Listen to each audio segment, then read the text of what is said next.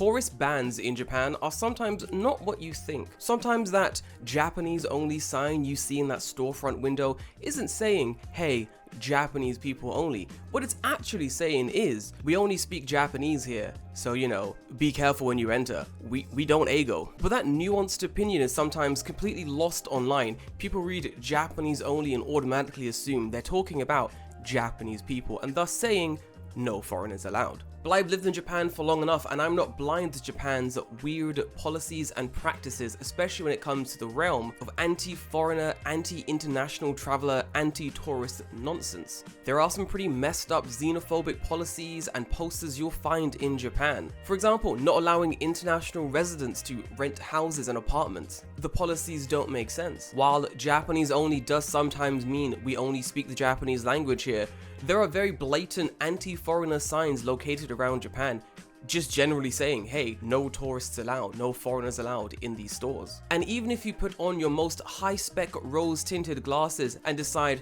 oh no, it must be something to do with the bad foreigners in Japan, that's why these rules were put in place. Even if that is the case, one bad foreigner renting an apartment doesn't mean an apartment complex should make a sweeping ban on all internationals from here to the end of time. These sweeping ban policies don't make sense and are very xenophobic and are very racist. Whenever someone shows me a new location or store or apartment complex that has decided, do you know what, for no based reason, we're just gonna ban internationals, I always have the exact same stance. Let them do it. If you're a store in the middle of a popular area in Japan, you're gonna have international clientele coming into your location. And if you decide, I don't wanna have international clientele in my location, fine. You can sink or swim on the policies you've created for yourself. In this economic climate, if your store, apartment complex, street, whatever it may be, can survive only on domestic money,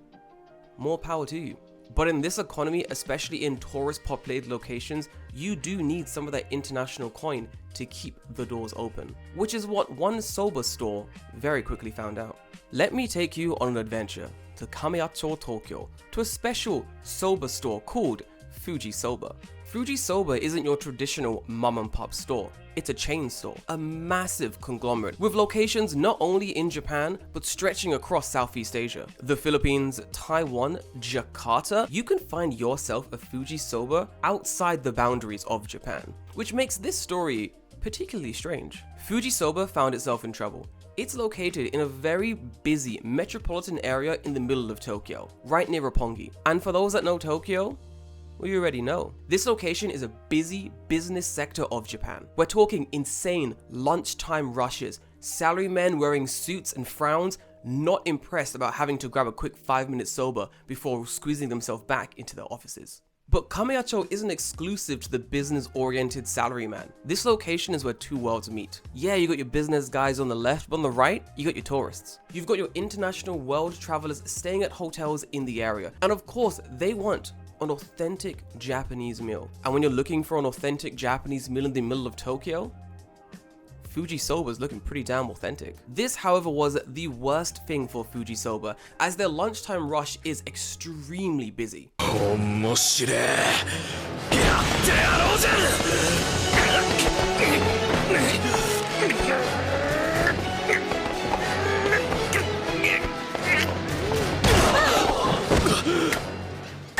This is Japanese lunchtime rush!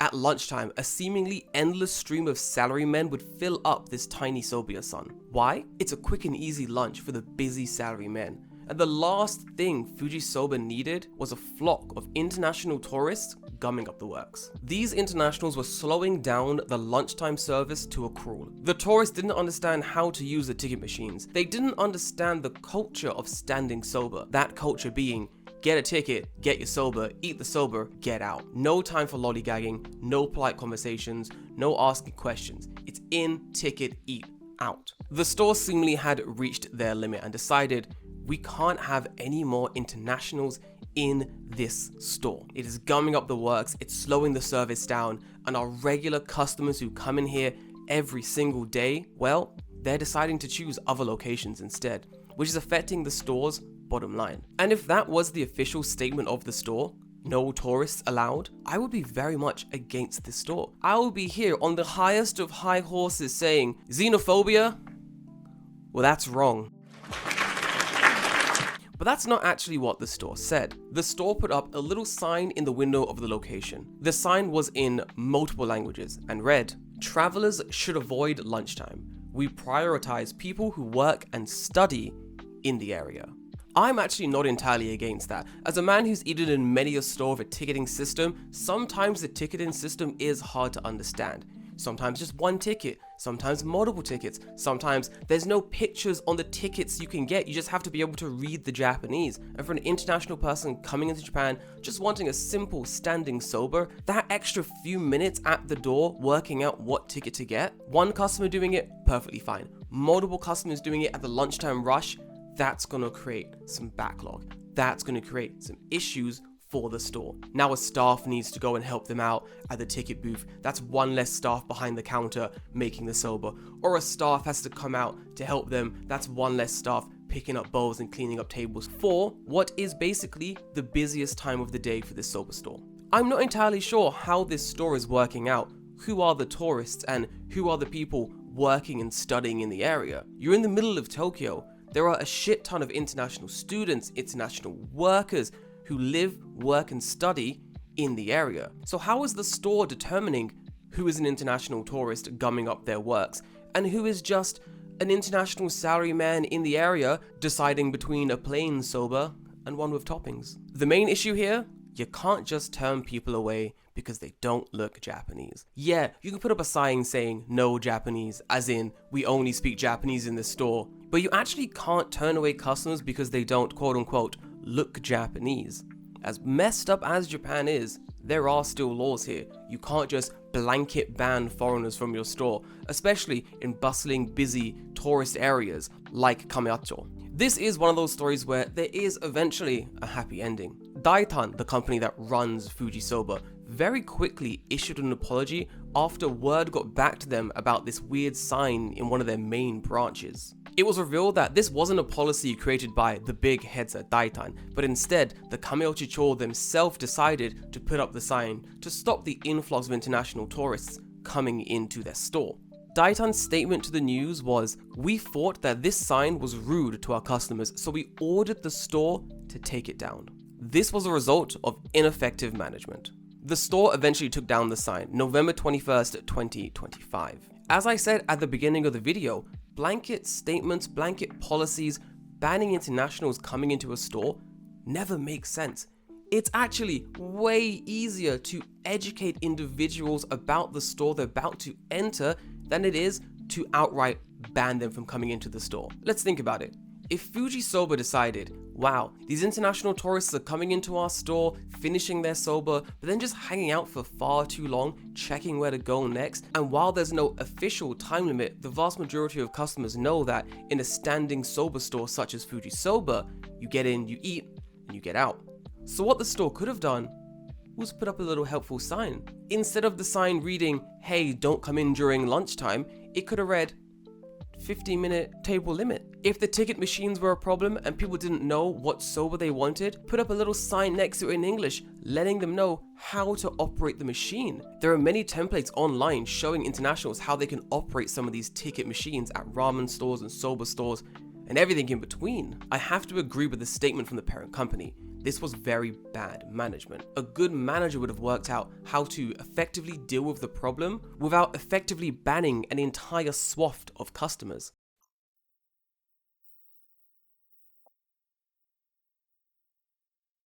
Let me take you back to 2019, where a store in Ishigakijima decided there will be no more Japanese clientele allowed inside of my tiny store. A store called Yayama Style decided they can't have any more Japanese clientele inside of the store. Why was that? Well, it's simple. This Okinawa store realized that a lot of Japanese customers were coming in not to buy soba, but just to avoid the heat. And while this might be perfectly okay at a larger venue, this is a tiny store with only 8 seats. The owner lamented that a group of 6 or more would often come into the store, but only 2 or 3 patrons would actually buy soba. And with a store this tiny, 6 customers coming in but only 2 dishes being served, it's going to completely destroy their profit margins, especially during the lunchtime rush. The store decided that only international clientele and also local Japanese people were allowed to come and enjoy soba inside the store. It appears that in this situation, only the international customers and the locals really did follow the rule of one bowl of noodles per customer. The owner decided that this rule would continue throughout the popular season, which is basically the entirety of the summer, and only at the beginning of October would this rule be taken down. By that stage, the majority of the international clientele would have already left the island, meaning that the busy lunchtime rushes weren't as busy. There is definitely a problem in Japan where individuals decide that the best course of action is just to ban an entire swath of people rather than putting up signs to try to mitigate the situation at hand. But there are of course situations where even if the signage is clear and the rules are perfectly laid out before customers enter the store, customers will still break the rules. And in those situations, what do you do? How do you separate the good from the bad? It's very hard to do, and it's a lot easier just to fall back on, fuck it, everyone's banned. But with more internationals coming to Japan and more Japanese people leaving for more tropical climates for holidays, I do wonder how we're going to deal with these problems when they come up again in the future. That's for Japan and bigger brains to think about. Guys, if you found a store with a Japanese only sign, would you go in anyway? And if you've been to Japan and you saw a Japanese only sign and you went into the restaurant anyway, how did that go? Let me know in the comments down below. But if you have some more time, I have another video for you right here about Japan's biggest international tourism blunder. But remember guys, hit the like button, hit the subscribe button, every little helps on this road to 10,000 subscribers. And until then guys, I love you and leave you, and I'll see you in the next one. Bye bye.